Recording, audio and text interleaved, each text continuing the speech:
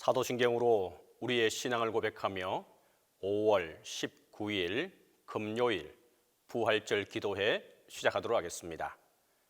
나는 전능하신 아버지 하나님 천지의 창조주를 믿습니다. 나는 그의 유일하신 아들 우리 주 예수 그리스도를 믿습니다. 그는 성령으로 잉태되어 동정녀 마리아에게서 나시고 본디오 빌라도에게 고난을 받아 십자가에 못 박혀 죽으시고 장사된 지 사흘 만에 죽은 자 가운데서 다시 살아나셨으며 하늘에 오르시어 전능하신 아버지 하나님 우편에 앉아 계시다가 거기로부터 살아있는 자와 죽은 자를 심판하러 오십니다. 나는 성령을 믿으며 거룩한 공교회와 성도의 교제와 죄를 용서받는 것과 몸의 부활과 영생을 믿습니다.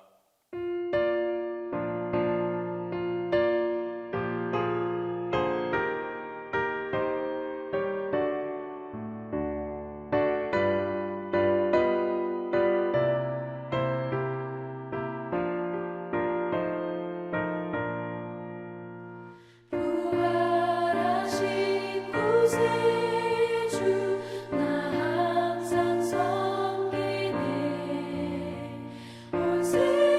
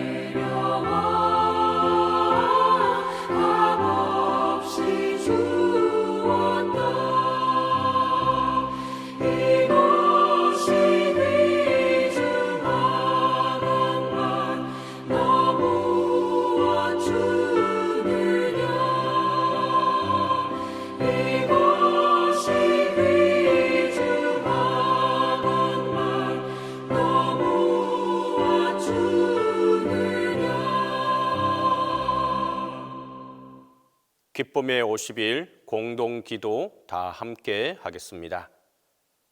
전능하신 하나님, 우리의 죄를 위하여 아들을 내어주시고 우리를 의롭게 하시려고 부활케 하신 은혜를 감사합니다. 우리에게 죄악의 누룩을 없애도록 은혜를 주시어 정결한 삶으로 주님을 섬기게 하옵소서.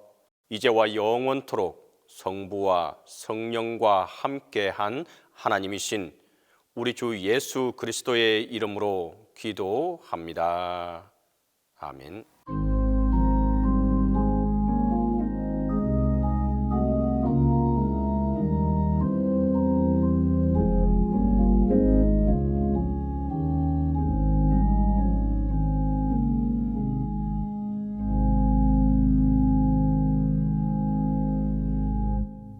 기도에 시연해 주신 하나님의 말씀은 고린도 후서 2장 1절에서 4절입니다. 신약성경 고린도 후서 2장 1절에서 4절입니다.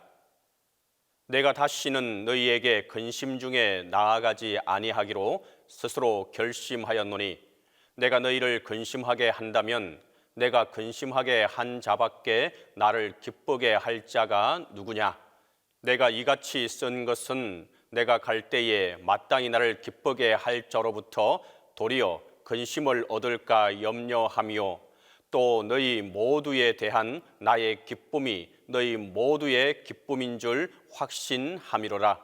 내가 마음에 큰 눌림과 걱정이 있어 많은 눈물로 너희에게 썼노니 이는 너희로 근심하게 하려 한 것이 아니오 오직 내가 너희를 향하여 넘치는 사랑이 있음을 너희로 알게 하려 함이라.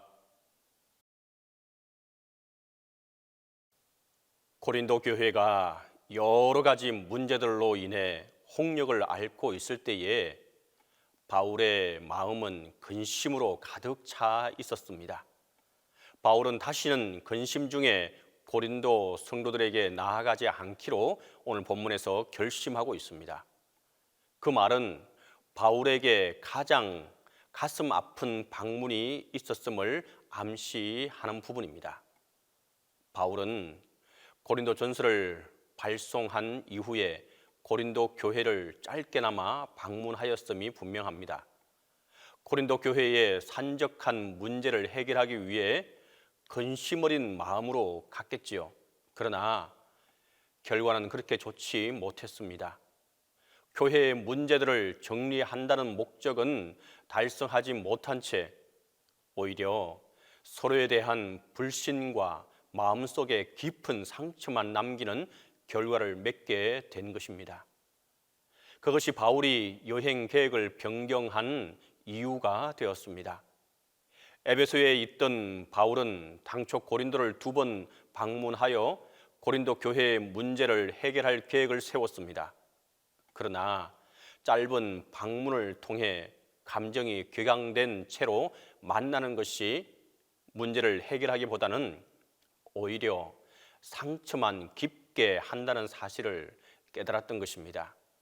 그래서 스스로 결정하기를 다시는 근심 중에 나아가지 않기를 스스로 결심했던 것입니다. 감정은 자주 이성과 진심을 앞지릅니다. 일단 감정이 상하면 아무리 이성적으로 설명을 해도 귀에 들리지를 않습니다. 감정이 일그러지면 아무리 진심을 보여줘도 또 다른 오해를 낳을 뿐 진심이 통하지를 않습니다. 마음의 문이 닫힌 상태에서 성경에 입각한 합리적인 설득과 진심을 다한 사랑의 충고가 먹히지를 않는다는 말입니다. 그래서 감정이 개입되었을 때에는 대면하여 얘기를 나눌수록 오히려 불신이 깊어지고 상처만 커지는 일들이 생기곤 합니다. 그럴 경우에는 감정을 없애는 시간적 여유가 필요합니다. 잠시 거리를 두고 감정이 사그러지기를 기다렸다가 이성적으로 진심을 받아들일 수 있게 되기를 기다리는 것이 현명할 때가 있습니다. 오늘 본문 2절은 조금 이해하기 어렵게 번역이 되어 있습니다. 문맥을 이해하기 쉽게 고쳐본다면 다음과 같습니다. 너희의 마음을 아프게 하면 나를 기쁘게 해줄 사람을 아프게 하는 것이 아니겠느냐? 즉 바울이 계획대로 고린도를 방문하여 그들의 잘못을 책망하고 엄단하면 성도들에게 큰 근심을 야기하게 될 것입니다. 그래서 바울은 스스로 회개할 시간적 여유를 제공하고자 고린도에 직접 가는 대신 눈물의 편지를 써서 보냈던 것입니다. 그것을 읽고 받아들여 회개하면 성도들은 바울의 기쁨이 될 것입니다. 기쁨이 되어야 할 성도들이 눈물의 편지를 쓸 당시에는 근심의 대상이었습니다. 바울의 근심은 단순한 오해로 인한 감정상의 문제가 아니었습니다. 성도들은 거짓 교사들의 미혹에 넘어가 바울을 신뢰하지 못했으며 신앙은 바닥까지 내려가 죄악 가운데 살고 있었던 것입니다. 하지만 바울은 성도들을 책망하는 것은 감정만 상하게 하고 관계만 악화시킬 뿐이라고 하는 사실을 알게 되었습니다. 바울은 관계는 악화되어도 성도들을 여전히 사랑했습니다. 그리고 사랑하는 성도들이 자신의 기쁨이 되기를 원했습니다. 바울은 고린도 성도들로 인해 마음에 큰 눌림과 걱정이 있었습니다. 바울의 기쁨이요 자랑이어야 할 성도들이 바울을 대적하고 거짓 교훈을 따라 죄악으로 치닫고 있었기 때문입니다. 그래서 바울은 많은 눈물로 편지를 썼던 것입니다. 누구든지 범죄할 수 있습니다. 이번에는 내가 용서해야 할 사람이지만 다음에는 내가 용서받을 사람이 될 수도 있는 것입니다. 그러므로 성도들은 서로의 죄에 대한 용서해야 합니다. 용서를 넘어 위로하고 위로를 넘어 사랑을 나타내야 합니다. 그래야 범죄한 사람이 하나님께로 돌아올 수 있게 되는 것입니다. 범죄자는 많은 사람들의 비난과 책망을 받은 후 회개를 하였을 것입니다. 그런데 거기에서 책망이 멈춰지지 않으면 그 사람은 갈 곳을 잃어버리게 되고 근심에 휩싸이게 됩니다. 그러면 그는 하나님께 가까워질 수 없게 됩니다. 책망과 징계는 사람에게 충격을 주고 잘못을 깨닫게 하지만 사람을 진정으로 변화하게 하는 것은 용서와 위로와 사랑입니다. 하나님께서 백성들을 징계하시는 것이 사랑에 기인하듯 성도들 사이의 권징도 그러해야 합니다. 잘못에 대해서는 적절한 권징이 이루어져야 교회의 질서가 잡혀지게 될 것입니다. 권징 이후에는 용서와 위로와 사랑으로 품어야 그가 하나님의 품에서 성숙해질 수 있고 더욱 헌신된 일꾼으로 바로 설 수 있게 되는 것입니다. 용서하지 않는 것을 통해 사탄은 범죄자들에게는 낙담과 좌절을 안겨주게 됩니다. 용서받지 못한 때에 범죄한 성도는 자신의 잘못을 깨달았다 하더라도 하나님께로 공동체의 품으로 돌아올 수가 없게 됩니다. 회개하고 나면 잘못을 발판 삼아 더욱 헌신적으로 하나님과 성도들을 섬길 수 있게 될 수도 있는데 그 기회를 날려버리게 만드는 것입니다. 바울은 고린도 교회에서 잘못하고 범죄했던 자들을 용서하기를 권면하지만 결정은 성도들이 할 수 있도록 배려했습니다. 용서하라고 하는 것이 누가 하라고 해서 할 수 있는 성격이 아니기 때문입니다. 용서는 각자가 자신의 의지에 따라 해야 하는 것입니다. 바울은 자신은 이미 범죄자들을 용서했음을 밝혀주고 있습니다. 우리는 범죄하였을지라도 서로를 용서하고 또 위로하며 사랑할 수 있기를 간절히 바랍니다. 범죄한 형제를 통해 주어진 하나님의 시험대를 통과하고 축복의 길로 들어갈 수 있는 모두가 될 수 있기를 바랍니다. 그를 통해 마귀의 괴계를 깨고 하나님의 기쁨을 충만하게 하는 저와 여러분이 될 수 있기를 간절히 바랍니다. 기도하겠습니다. 첫 번째로 우리가 함께 기도할 제목은 성령께서 용서할 수 있는 마음을 허락해 달라고 먼저 기도하겠습니다. 두 번째로 용서 후에 사랑으로 품을 수 있는 마음을 허락해 달라고 기도하겠습니다. 세 번째로 동신교회와 담임 목사님을 위해서 함께 기도하도록 하겠습니다. 이 세 가지 기도 제목을 가지고 우리가 함께 기도하도록 하겠습니다. 기도하겠습니다. 사랑과 은혜가 많으시고 좋으신 아버지 하나님, 은혜와 사랑을 이 시간 간절히 구하고 또 구하며 나아갑니다. 성령께서 우리의 마음을 주장하여 주시사 죄지은 자를 용서하고 용서할 수 있는 마음을 우리가 품을 수 있도록 하나님 함께해 주시옵소서. 우리의 이성과 우리의 감정이 앞서지 않도록 하나님께서 함께해 주시고, 우리의 이성과 우리의 감정이 누그러질 수 있도록 하나님께서 함께해 주시옵소서. 감정이 상하지 않도록 성령께서 우리의 마음을 주장하여 주시옵소서. 우리는 용서할 수 없습니다.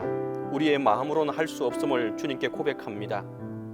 주님께서, 성령께서 우리의 마음을 어루만져 주시고 우리의 마음을, 우리의 감정을 누그러 주시고 주님 용서할 수 있는 마음을 허락해 주시옵소서.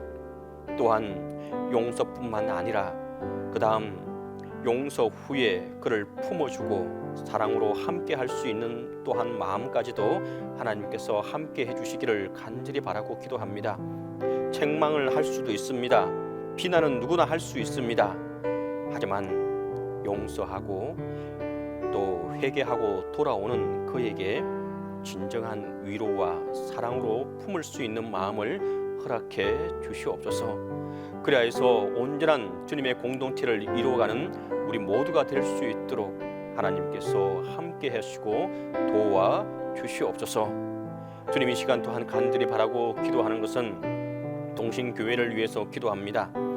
주님의 은혜와 사랑 가운데 이 땅에 이곳에 동신교회를 세워주시고 오늘까지 함께 해주신 은혜 너무도 감사하고 감사합니다. 하나님, 이 동신 공동체가 오늘 말씀과 같이 온전히 용서하고 사랑으로 품고 온전히 하나 되는 귀한 공동체로 설 수 있도록 하나님의 은혜와 사랑에 함께하게 도와 주시옵소서.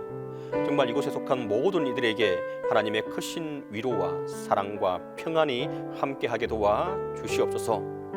각자의 맡은 직분과 또한 각자 맡은 자리에서 준정으로 하나님의 은혜와 또 그것을 온전히 누리면서 또한 온전히 맡은 바 직분을 잘 감당해 나가는 우리 모든 공동체원들이 될 수 있도록 하나님께서 함께해 주시옵소서.